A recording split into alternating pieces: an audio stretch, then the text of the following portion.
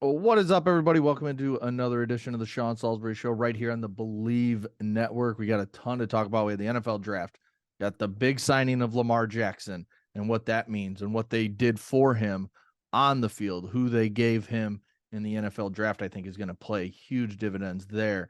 Aaron Rodgers trade finally happens, and he's already brought a bunch of buddies with him from Green Bay to New York. We'll talk about that. And then we had the draft.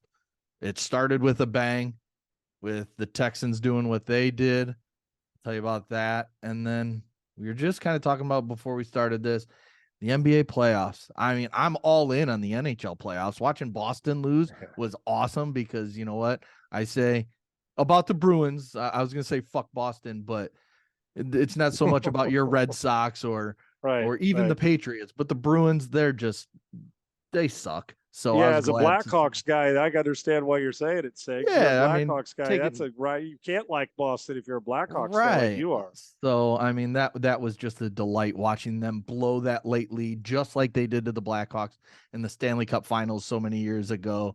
And Florida, the 8 seed, beats the record-setting Bruins. That was awesome. But the NBA It'll be a long off season in Boston for the. Well, they've got all these other sports to still enjoy. The Celtics got a chance to win the whole thing. Red Sox and Patriots. I mean, who knows about how that season's going to go? But they got the Boston Bruins. They're going to catch a lot of flack in Boston, and it's a long off season when the expectations were Stanley Cup or bust after that regular season. Right, for sure. But this narrative I'm hearing from Boston fans of no one's had it harder than Boston fans over the last like 2 decades. I just want to say fuck off. The Bruins have won, the Patriots have won, the Red Sox have won. I mean, who else am I forgetting in there? The Celtics have won. Just shut the fuck up. Like there are cities that have had, I mean, yes, I know they had the perfect season go down in flames with the Patriots. I know the Red Sox, early on in the 2000s couldn't get over that hump, but then they did, and they've won multiple championships. And then the Patriots were a dynasty. So just shut up, Boston fans. Take your loss and go away. I can't say I can't think of a city that has been a better, more winning city, honestly, with all the teams involved, even if that means getting to the playoffs and not winning like the Boston Bruins do, or getting, you know what I'm saying? Because what a joy it was to watch their entire regular season. If you're a Boston fan, damn, it's record setting, right? Mm-hmm. Now, the way it ends may be worse than the way it went through the regular season because of our expectations. Right. But Boston, the last decade and a half to 2 decades, has been as successful sports-wise as any city in sports. And it's quite frankly, Segs, it may not be close considering not just once or twice. I'm going year after year, somebody's in the hunt. Yeah. Now, if you're talking about, listen, other stuff, like you lose Brady, stuff that's more important, like the Boston Marathon stuff. That was right. For sure. That stuff that I'm putting, no question, but then I can look at, Houston, been through Hurricane Harvey. There's there's crime in cities. So everybody off the field, and listen, but when it comes to that stuff, there is no doubt that was devastating that people will never get over. But when it comes to just straight sports and sports fans, I don't think a lot of people feel sorry for the city of Boston and their success. They have kicked ass. So it's not the Shags, you went through it in Chicago for a while when you had the Bears and the Blackhawks and the Bulls. I mean, it was like, good gracious, right? And then the Cubs have snuck their win in the last handful of years. So even though you're a White Sox guy and you've had some success, so Sox got one. Let's that's why I said you've had some. They got it though. They got it. So point is that you know what it's like at times to be a spoiled Chicago sports fan because you win, and Philly has had that in the past, right? Los Angeles has had some of that. There's a lot of them that ain't get any of it. So no, I ain't feeling one damn. And how I love, dude. That's like. You know how I am with my Red Sox, and I love that. And our guy Brian Barrett, who we love, and we love Red. But it's also fun to hate on him a little bit. Like if you're a Chicago Blackhawks fan, say, got him, right? Yep. So, I mean, and Florida's playing out their ass, and this Toronto-Florida series is going to be pretty magical. Game one. So, yep. And my dogs are even barking. Why is Boston complaining about that, right? So, be interesting to see how this ends up going for them, the rest of the Red Sox and NBA season. But their Celtics got a real chance. They're damn good. They do. They really do. They are a very good team with Tatum And Hey, stop. Sorry, Sig. dog's going crazy. All right, Yep. before we get to Lamar Jackson and Aaron Rodgers, as always, we're brought to you by Bet Online. Yeah, BetOnline AG is your .ag, should I say, is your number one source for all your basketball info, stats, news, and scores. We've been talking a little bit about playoff type sports, and well, basketball's going on. Get the latest odds and lines, including the latest player reports for this year's pro basketball playoffs. BetOnline is always your sports information headquarters this season, as you've covered and we've all covered for all the sports wagering needs: basketball, hockey, MLB, NHL, as we mentioned, the hockey, right to the UFC and boxing. Roll right in. We got it all covered for you. And BetOnline is the latest and easiest way to get your betting info, including the betting options, your favorite casino and card games, and you can play right from your home, right then and there. You don't even have to get up and go. And head to the website today or use your mobile device to get in on the action. Be sure to use your promo code BELIEVE, that's BLEAV, BELIEVE, to receive your 50% welcome bonus on your first deposit. Bet Online is where the game starts. That's betonline.ag. As always, thank you to Bet Online. All right, Lamar finally got paid. 5 years, $260 million, 185 guaranteed. We knew this was coming when Jalen Hurts signed. Like it was just a no-brainer. This was the structure of the contract. Go up a little bit, which they did in money, and he got a little bit more for total, got a little bit more for guarantee, and this is just what happens. So it paid off for Lamar, but they still had to go through all this bullshit of Lamar talking to the media, then the Ravens talking to the media. And it was just something that, I mean, it wasn't too much more than what the Ravens reportedly offered last season. So, right. I mean, it's not like Lamar can, pump his fist and be like, yeah, see, I told you guys. Like, no, this is basically what they offered. Yeah, you got a tiny bit more, but that's because of what Jalen Hurts signed for with the Eagles. So, right.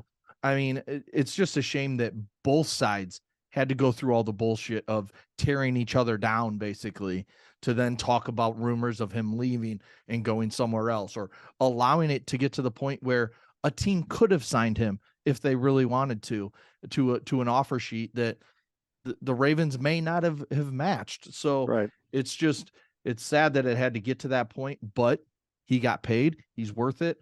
And then they went out, they've got him Odell Beckham Jr. They went out in the first round, got him Zay Flowers from Boston College, who's going to be a monster out of the slot.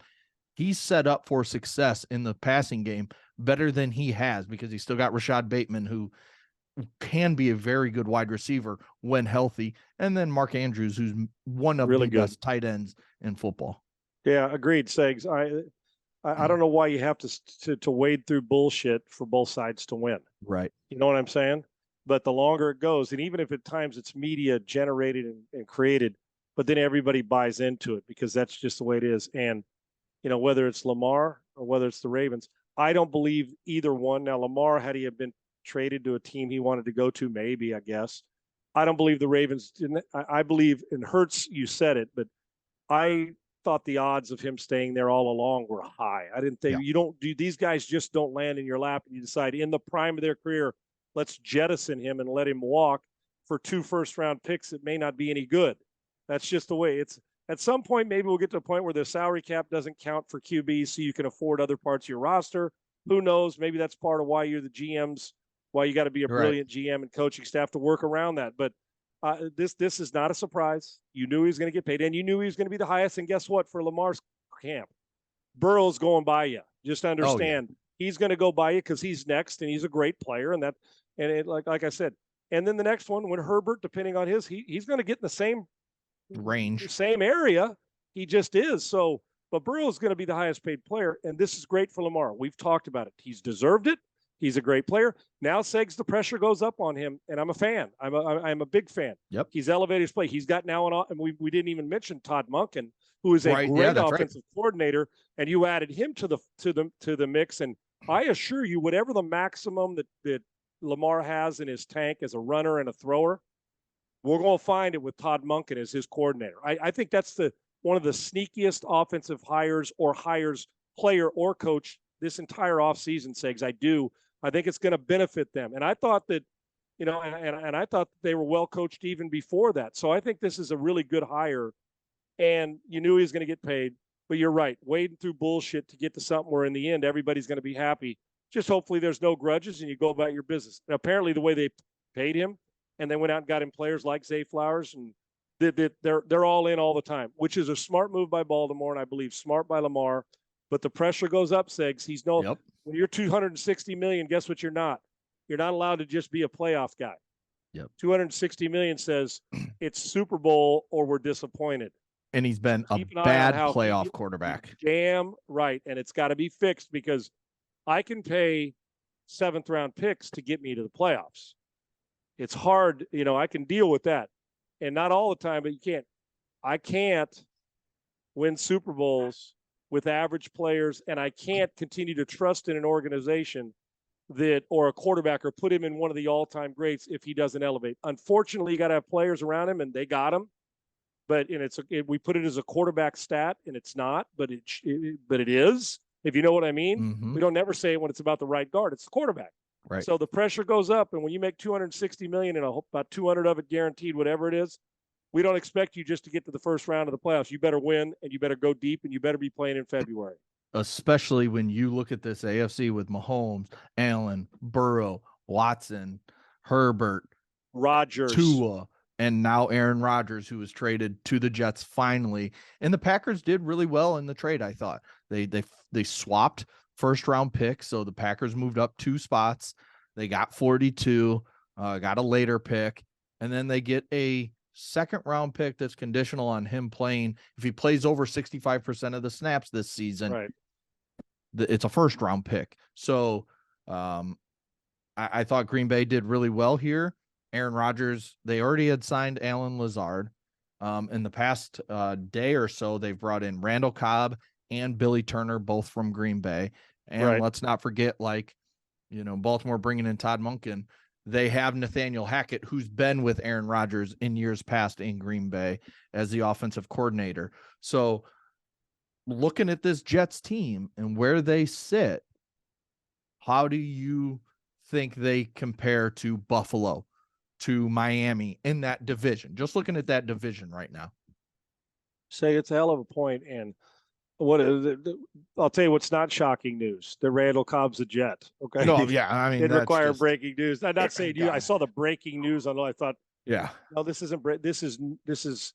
It may be new news, but it isn't breaking because we all expected it to happen. I think roster-wise, listen, you know what kept them back from making the playoffs last year is they didn't have an offense or quarterback to get them there. Right. In truth, you think about it.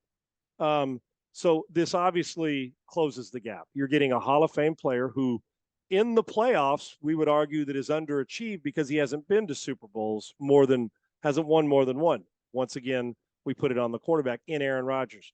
This is the best quarterback talent-wise. Now, I understand what Joe Namath meant. You know how I feel about Broadway, Mm-hmm. Joe. This is the best quarterback the Jets have ever had.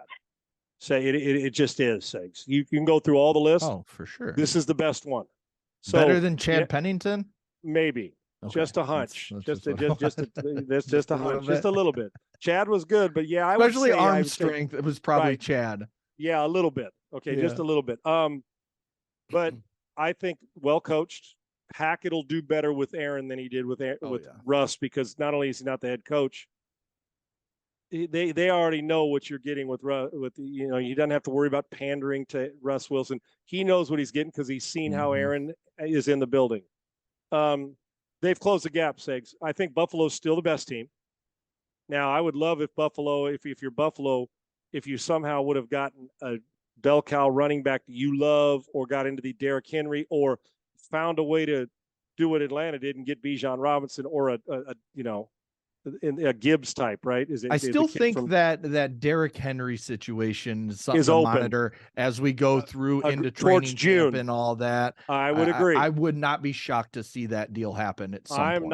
I would not throw that out one bit, because I don't buy that that's closed and shut. I'm with you, but they're still the best team. Yes. I think Miami's talent matches anybody in the division. Yeah. Matter of fact, they may have the best all-around roster. Honest to God, they may. Now, offensively, even, here's the difference. Advantage Allen, advantage Rodgers, and Tua. Now, listen, we know skill set-wise, those two have got a higher ceiling as a skill set. But within what they're doing and Mike McDaniel does, Tua was an MVP candidate for, well, when he was healthy the whole time until he got hurt. So if concussions don't become a problem, weapons grow, there's no reason for me to believe that Tua is not going to put up another big season. Right. But still, I think that's where Rodgers and they close the gap a little bit, even though I think 3 teams could make the playoffs from this division. Right. I think going to December, the division will still be open and 3 teams will be in contention, 2 of them wild cards to be in the playoffs. The Jets definitely got better, and I think that talent-wise they can compete, and their quarterback, and it will not shock me if he plays like an MVP guy because he's a scorekeeper, and he'll want everybody in Green Bay and the NFL to know, see, I told you who I am. And he's been able to do that in the past. We're only a year removed from the guy being the back-to-back MVP. So here we go. They got better. Yes. Yeah. One thing to remember that I think a lot of fans forget or people forget is Miami went out and got Jalen Ramsey. So not only do they have Xavier Howard, who's just a badass cornerback, they have Jalen Ramsey now. And that defense, they've added Jalen Ramsey, and then they added Bradley Chubb last year at the deadline. I mean, that defense has a chance to take Jalen Phillips as a guy to watch this year as he takes that next step as a young player off the edge. I mean, they're dangerous on defense. And then offensively, we know what Waddle and Hill do. Right. They should be able to prevent more points and even score what they were doing anymore, because another year in the system tells me quarterbacks should be better, right? Right. You get another, and receivers knowing they don't have to take a backseat to anybody talent-wise. Now you got to be lucky with injuries, and the quarterback has to stay healthy. He doesn't have to be Rodgers or Allen. He's got to be who he was the first handful of weeks, the first 10 weeks of the season or whatever it was. Yeah. And the other thing for Miami, they brought back Mostert, they brought back Jeff Wilson Jr., and they went out and got Devin Achane from Texas A&M. So you want to talk about speed? And he can man. He's got freak show speed, dude. Yeah, we talked about him here. He may be the fastest guy in the NFL. He can compete with any of them. He's that fast. And 2 might be Raheem Mostert for fastest guy in the NFL. Yeah, well, Tyreek Hill ain't going to finish far behind them either, right? Exactly. And they may have Jalen 3 guys Waddle that finish in the top 5. They got the 4x100 team on their roster. Yeah, it's incredible. So, and this is year 2 of Mike McDaniel getting that offensive line kind of more, because we all know he wants to run the ball with the speed and set it up the way he does. So it'll be interesting. That division is going to be fascinating to watch. All right, jump into the NFL draft. Bryce Young went 1 to the Carolina Panthers, just like we all thought would happen and said would happen. 2, that was the pick. Everyone was like, okay, is it going to be Will Levis? Is it going to be Anthony Richardson? Is it going to be CJ Stroud? Do they go Will Anderson? They went CJ Stroud, I think, in the right decision. Then things got real interesting. Houston came back, traded a lot to get to 3 to take Will Anderson, who was reportedly a favorite of new head coach DeMeco Ryans. What was your initial reaction to the trade of what they gave up? They gave up a 1 next year. They gave up 12. They gave up 33 and then a 3 next year. That's a lot to give up to go get a defensive player.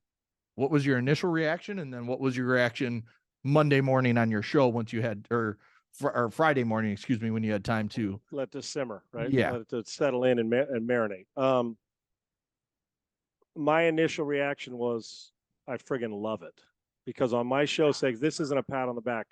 For about a week going into that on my morning show in Houston on iHeart, I had said, I'm not overly intrigued with the second pick. I think I'm pretty secure that a quarterback should be the guy, even though there's been a lot of talk, right? Yeah, just like the people that said Will Levis was going first and he ends up in the second round. Yeah. So it's all that talk. It ends up going when you got to turn your voting card in, when you got to put a name on the piece of paper, you say, if my career is on the line, where am I smartest to go? Bryce Young, CJ Stroud. 2 of the 4 best players in college football the last 2 years by production on the field. For sure. And you cannot argue it. Matter of fact, the other one would be Will Anderson and probably Stetson Bennett, considering what he's done. I'm not talking about potential. I'm talking about what he's done, right? The best production. Well, Segs, for me, I loved it. And I'm going to tell you why. And I want you to look at it from a different perspective. So I had been saying that's the 12th pick that I think that is going to be different. And I had said on my show, I said, what I would do is I would package 12 with a first-round pick, depending on when they'd take it. And I would work my ass up, and I would have given a 3.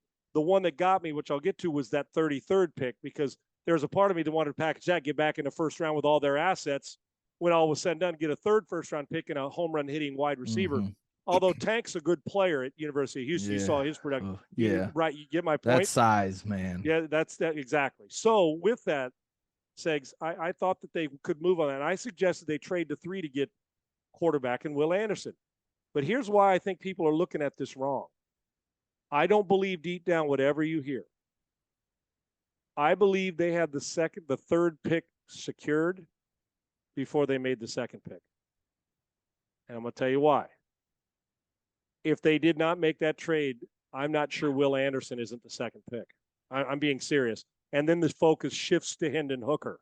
Okay, I'm just telling you, there's a big part of me that believes this. I believe they've been working on it. And you remember how, of all the teams in the league, they were one of the more hush-hush teams on the planet. A typical Belichick move, which is Nick Caserio, one of his pupils from New England. Yeah. So I thought, I'm sitting here, I don't care when they say, oh, trade's coming down. I think this was in the works, and they knew they were going to pull it off. Because why not? Then you say, well, why didn't they take Will Anderson 2nd, C.J. Stroud 3rd? I'm going to tell you why. Because if you're Arizona and you had already made the 2nd pick and it was Will Anderson, if I'm Arizona, I say, oh, you're going to trade this far to get a quarterback? I need more than even what you gave me for Will Anderson. You get my point, Six? So I almost look at it as a package thing, that you really gave up all that to another first rounder to make sure you could secure the quarterback, even though it wasn't Bryce Young, who was their number one priority had he not have gone first. So, yes, and then the next day I thought, okay, I'm a little taken aback by the 2nd pick. The 33rd pick mattered to me because that, in essence, that's a first-round pick in truth. But I loved it, Segs, when people say, well, what about the assets next year? Here's my thought.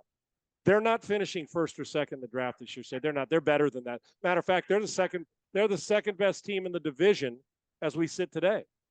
With what they did this offseason, Tunsil and Adden Shaq Mason, they're on paper, the 2nd best team in this division. The other one's got a quarterback issue in Indy. They're going to play a guy who needs experience. And then they got to go to Tennessee, who they're not even sure who their quarterback is. Right. And their talent on offense is limited. So for me, I think they're the 2nd best team to Jacksonville on paper. Now, who knows?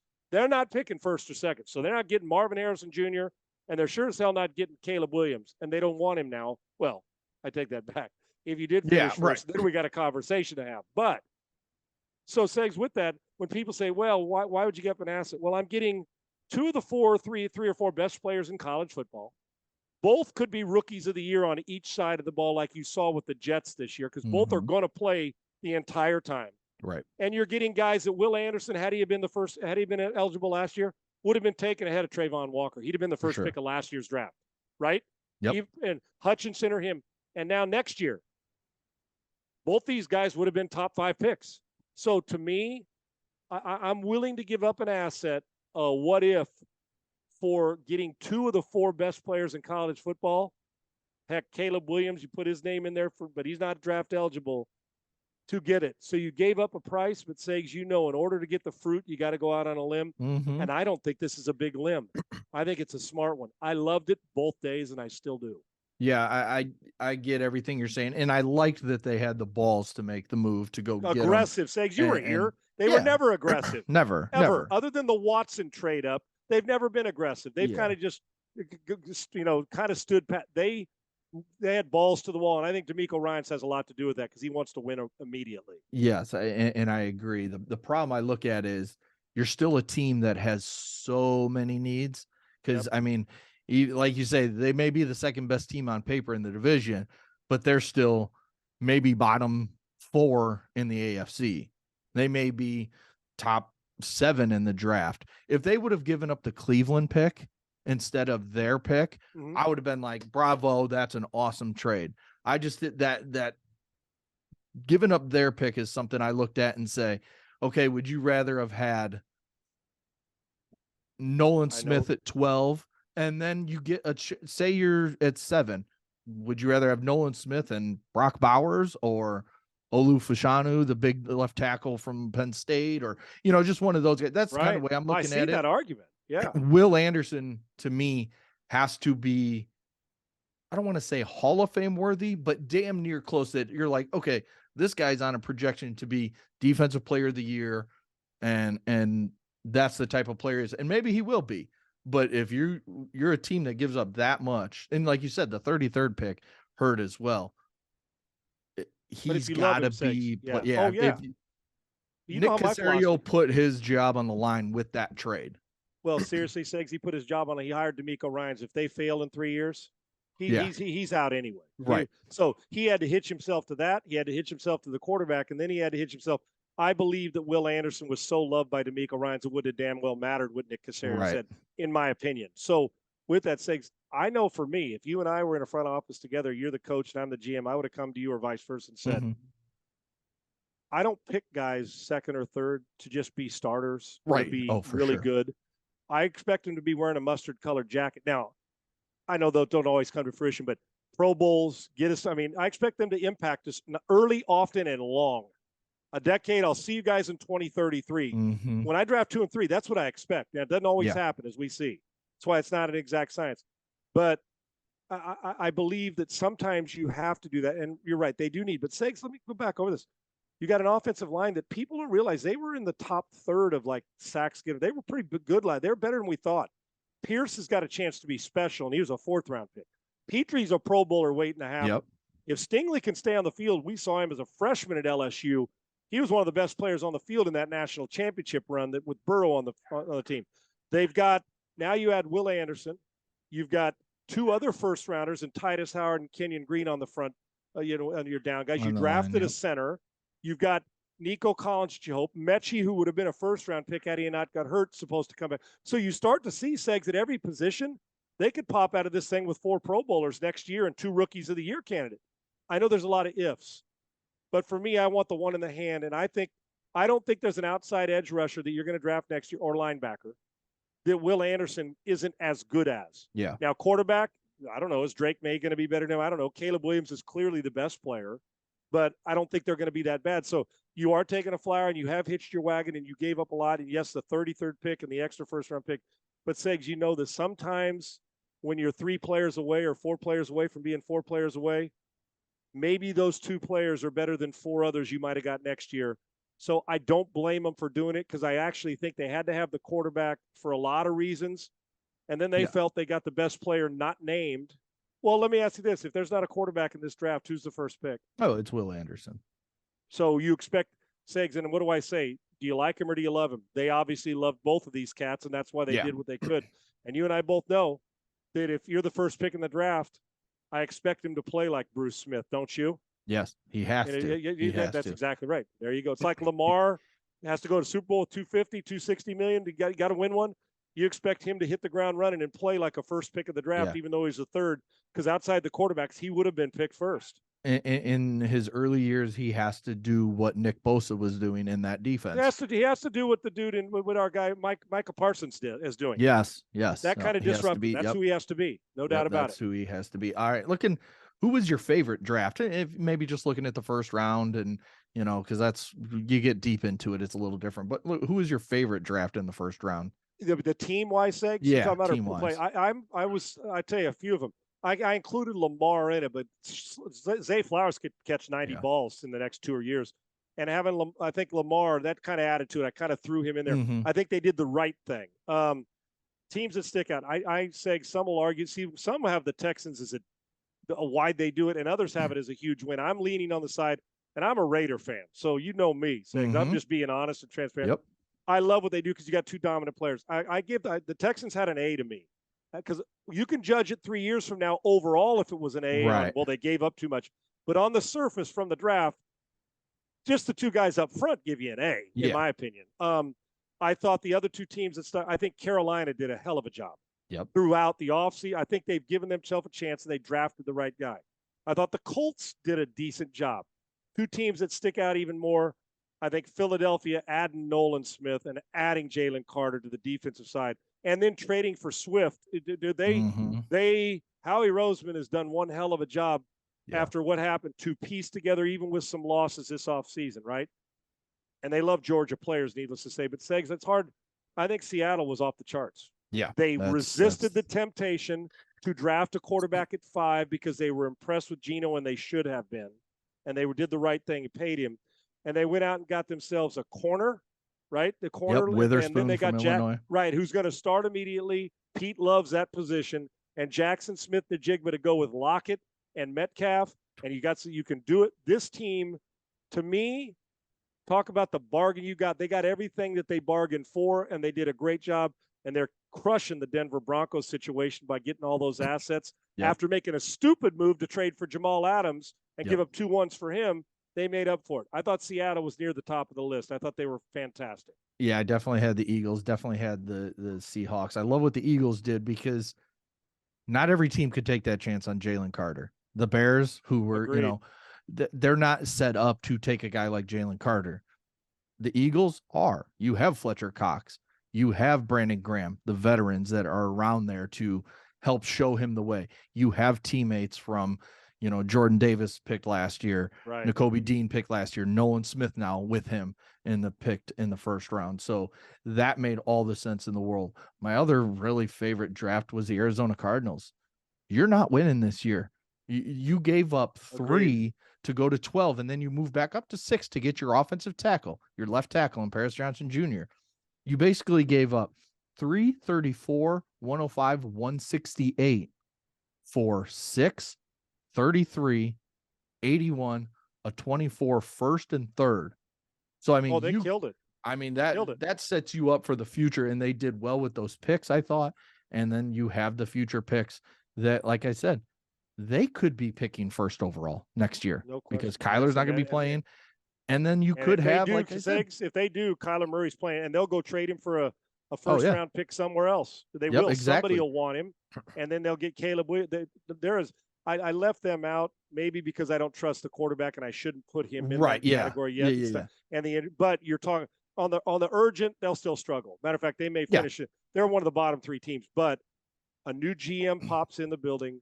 Jonathan Gannon, you're in the transition period, so you need to hit hard because people are sitting there kind of side-eyeing you after what's gone on in Arizona, right? Cliff's gone and Kyler, all that stuff.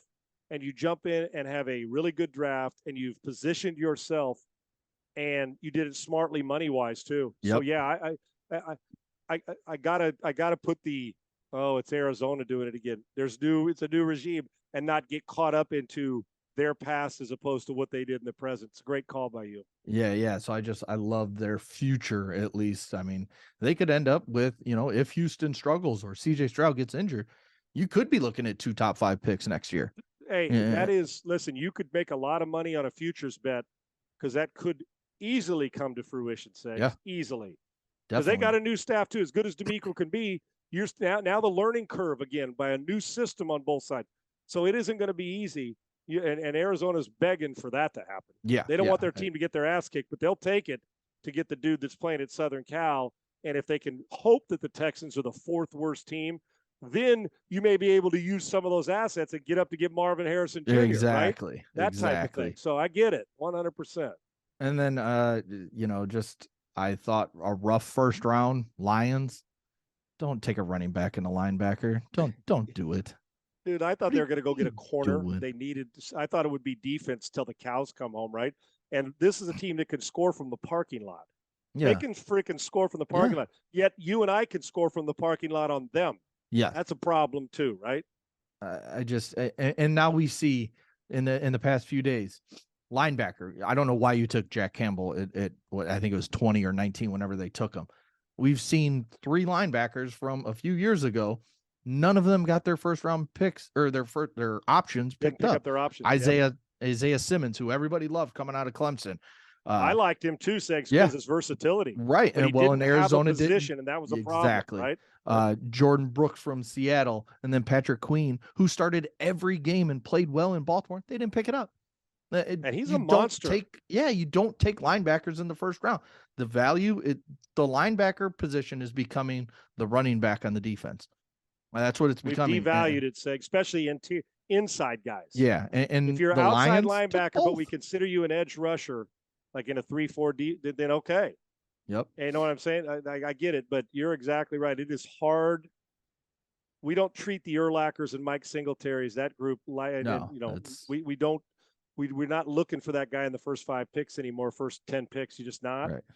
And or in the first round, like you said, you find studs everywhere. So we'll see how that one works out, because they're probably the favorite going in this year in the division. Mm-hmm. Detroit, I don't know if that's the case now.